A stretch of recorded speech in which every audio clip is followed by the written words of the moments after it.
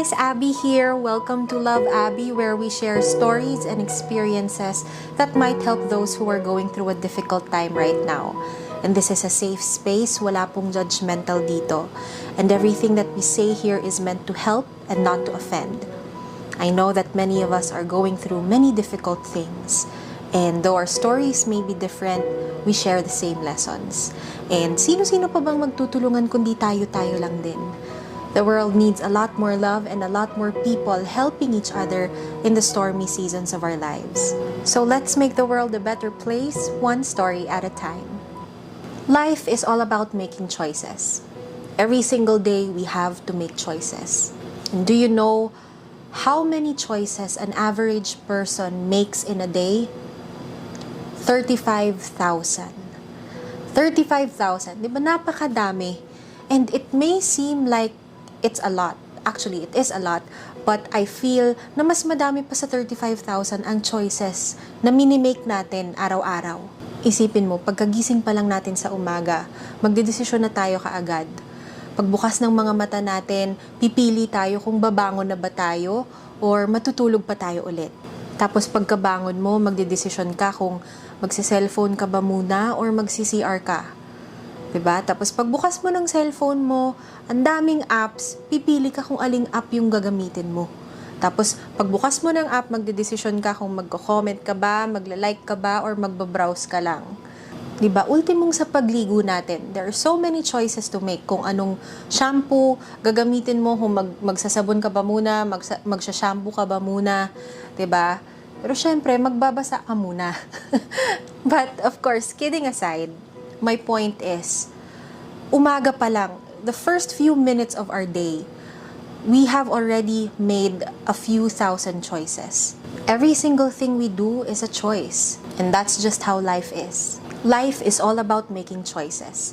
And that's something that comes with our free will. You know, sometimes I wonder if it's a blessing or a curse na may free will tayo. But then again, that is also another choice to make. You know, we can always see our decisions as blessings, even when things don't turn out the way that we want them to. And that's what we'll be talking about today. You know, making decisions is something that comes naturally to us. Hindi nga natin napapansin yun hanggang sa may masamang nangyayari. 'Di ba? But you know, being able to make decisions is such a beautiful thing. Because the decisions that we make are what make us who we are. And that's how we grow and learn. But sometimes it is also something that we fear. You know, I feel like one of the things that we are afraid of the most in life is to make the wrong decisions. I mean, sino ba naman ang may gustong magkamali? 'Di ba? As much as possible, we want things to turn out well, just like we've planned. Nasa-stress out tayo tuwing hindi nasusunod yung mga plano natin whenever things go wrong. And when things go wrong, we always look for something or someone to blame. And most of the time, sarili natin yung nakikita natin. We tend to blame ourselves for making the wrong decisions. Naiisip natin na siguro kung hindi ito yung pinili ko, hindi magkakagulo ng ganito.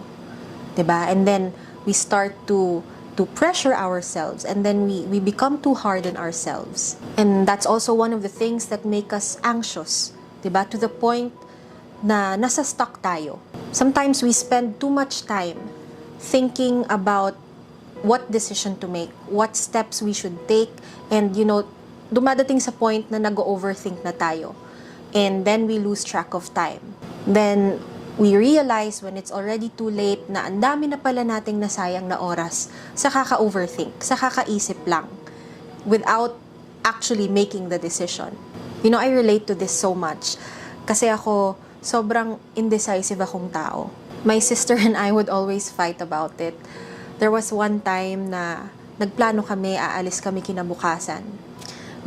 Gagala, kunyari, ganyan. Tapos, whenever she would ask me, tuloy ba tayo bukas? Palagi kong sinasabi, oo, sige, tuloy tayo. Oo lang ako ng oo. Pero alam mo yung at the back of my mind, there are already like a million things na pinag-iisipan ko na dahil dapat hindi kami matuloy or dapat matuloy kami. Yung ganon, I'm having like a battle against my own thoughts. So, ayun, kinabukasan, ready na lahat. Ready na din siya. Nagbihis na siya. Alam mo yung excited na excited siyang lumabas. Tapos, at the last minute, bigla kong sinabi na, wag na lang pala tayong umalis. Di ba nakakainis? Nainis siya sa akin. Siyempre, nag-away kami noon. And looking back, kahit ako, maiinis ako sa sarili ko. Alam mo yung sinayang ko yung oras niya. And nagsayang din ako ng oras sa kakaisip. Kasi after that, nung nagdesisyon akong hindi umalis, nasa isip ko pa din na dapat umalis na lang kami. Wala naman akong ginagawa eh. Alam mo yun, di ba? Nakakainis. Nakakainis. And I realized that's just a small thing. Maliit na bagay lang yun, and I wasted my time and I wasted other people's time. So what more for the big things? 'Di ba? Parang kung iisipin mo, parang nakakatakot magdesisyon pag ganun klaseng tao ka. And that was something that was quite difficult for me to overcome. Pero syempre, I just kept on practicing it, and I tried my best to discipline myself also. But don't get me wrong, I'm not saying that when you make a decision, dapat mag-decide ka agad. Syempre, hindi. Especially when it comes to big and important things na kailangan mong pagdesisyonan, importante din na pag-isipan mo ng mabuti, take time to think about it well, explore all of your options. But of course, you have to give yourself a limit. Hindi din naman maganda yung explore ka ng explore na wala ka nang ma-explore pero naghahanap ka pa rin ng ma-explore to the point na naubos na yung oras mo. And that you're just wasting time thinking about it, overthinking about it, and you don't make the decision at all. You end up not making the decision at all kasi natatakot ka. My uncle once compared decision making to firing a gun.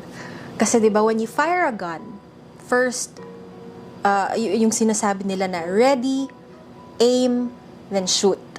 So when you fire a gun, those are the steps. Kailangan ready ka muna, and then you aim, and then you shoot. 'Di ba? But when you make decisions, it's not always the case. Kasi sometimes, you have to shoot before you're even ready. And then aim after you've made your shot. Because that's just reality. Minsan, kailangan mong magdesisyon nang hindi ka pa handa. 'Di ba? And then after you've made the decision, syempre, may mga consequences naman lahat ng desisyon natin. That's when you deal with them. Kasi minsan, like me, before, I like to imagine all of the consequences before I make the decision. Kaya ako natatakot. Kasi parang, what if ganito, what if... I always think of the worst case scenario. Inuunahan ko na yung sarili ko. And sometimes, it comes to a point na hindi na healthy yung ganun. Kasi nasa stuck nga ako. 'Di ba? So, when you make a decision, of course, pray about it first. Pray about it first, then make the decision. You can always deal with the consequences later.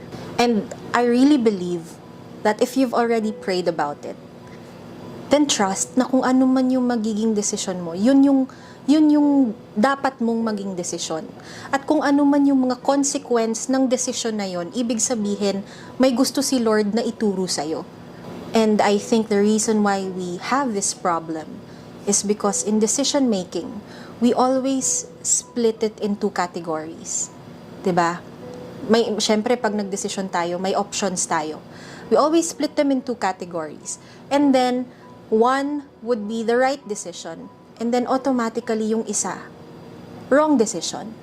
'Di ba? Palaging we just split them into two.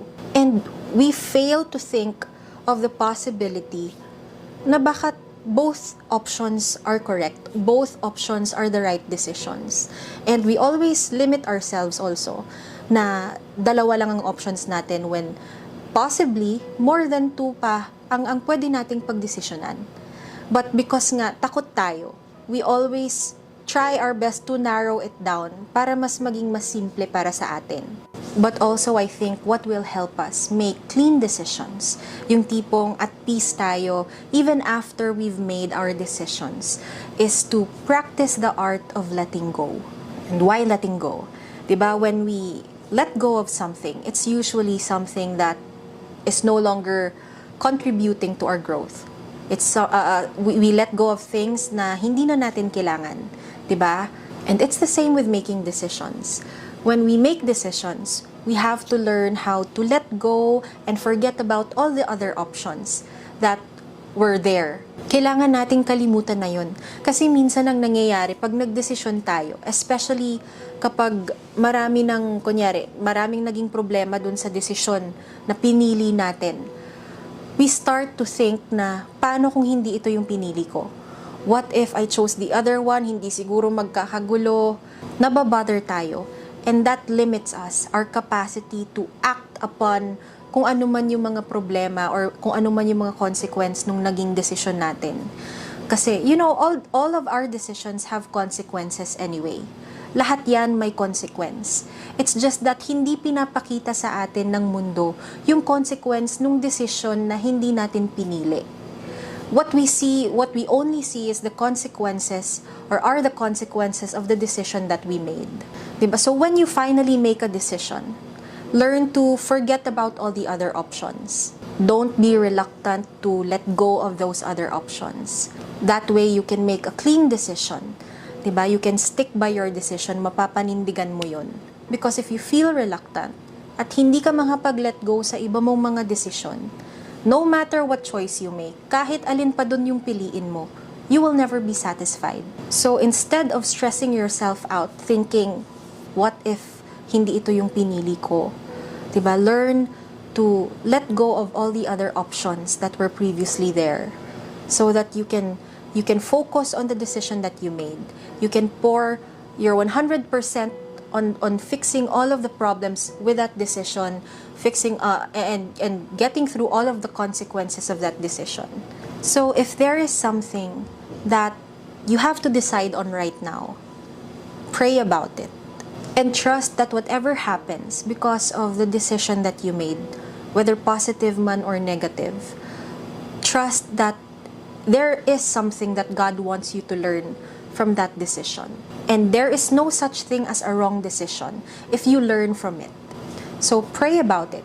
Pray that God will lead you to the decisions that He wants you to make, the decisions that are in line with His will, and pray for the strength to overcome the challenges in the decisions that you make. If God gave us the capability to make decisions, trust that He will also give us the capability to overcome the challenges that comes with it. So don't be afraid. And if you're going through a difficult time right now, I'm here to remind you that storms don't last forever. Love, Abby. If you have a story that you would like to share with us, please don't be shy to send us a message in one of the platforms below.